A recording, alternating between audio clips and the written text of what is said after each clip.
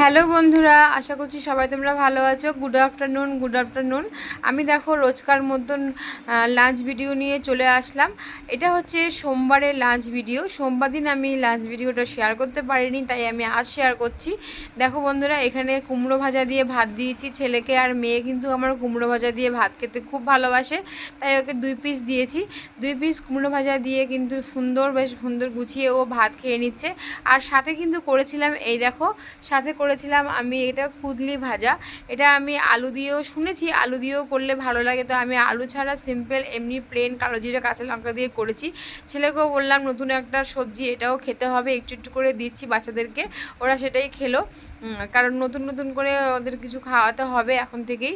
সমস্ত কিছু সবজি বাচ্চাদের খাওয়ানো উচিত, আর আমিও সেটা চেষ্টা করি।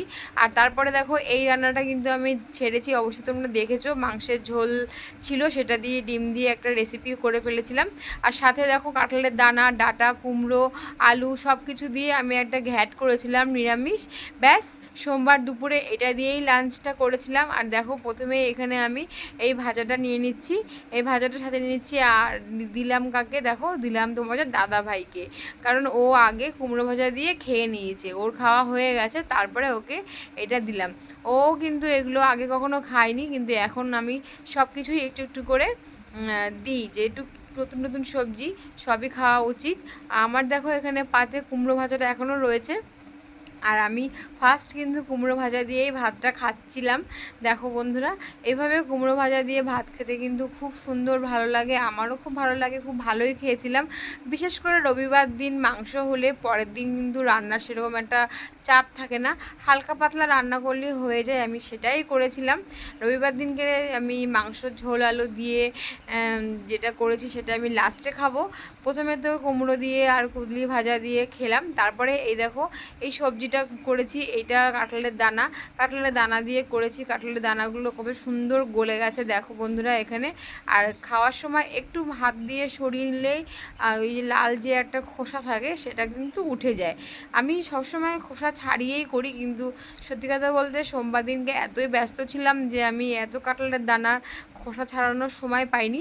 সে খাওয়ার সময় এইভাবে হালতো করে তুলে ধরছি আর উঠে যাচ্ছে, ব্যাস উঠে গিয়েছে। এবার আমরা ভাত খেতে সুবিধা হচ্ছে, ছেলে মেয়েকেও দিয়েছি খেতে, ওরাও কিন্তু খুব ভালো খেয়েছে।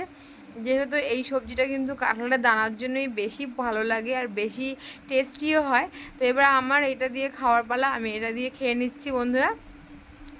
আর কি বলবো, মানে বিশেষ করে রোববার মাংস হলে আমার পরের দিন সোমবার এরকমই হয়, খুবই কম, খুবই অল্প, খুবই হালকা পাতলা রান্নাই হয়, কারণ আগের দিন মাছ মাংস খাওয়ার পর এরকম হালকা পাতলা খেতেই ভালো লাগে। আমার এই সবজিটা খাওয়া হয়ে গেছে পরে আমি আরও একটু সবজি নিয়ে খাচ্ছি, আমার এত ভালো লাগে কাঁঠালের দানা দিয়ে এই সবজিটা, তাই আমি আবার একটু খাচ্ছি চেপে চেপে, এরকম করে কাঁঠালের দানাগুলো দেখে নিচ্ছি। আর সব কটা দানা কিন্তু সিদ্ধ হয়েছে। আর এই দেখো নরম নরম ডাটা, এগুলোও কিন্তু খুব সুন্দর লাগে খেতে। এগুলোও আমি শুধু শুধু খাচ্ছি, ভাত খাওয়া হয়ে গেছে, তারপরে আমি এগুলো দিয়ে সমস্ত কিছু খেয়ে নিচ্ছি। আর তারপরে লাস্ট এই দেখো বন্ধুরা, আর ভাত দেবো না, অনেক সবজি খাওয়া হয়ে গেছে, অনেক সবজি দিয়ে খেয়েছি, তাই যেটুকু ভাত আছে এইটুকু দিয়েই আমি এই যে ডিমটা দিয়ে আমি মাংসের ঝোল দিয়ে যেটা করেছি সেটা খেয়েছিলাম। দারুণ হয়েছিল, কিন্তু কেউ বুঝতেই পারছিল না যে আমি ডিমটা রান্নাই করিনি, এইভাবেই করেছি।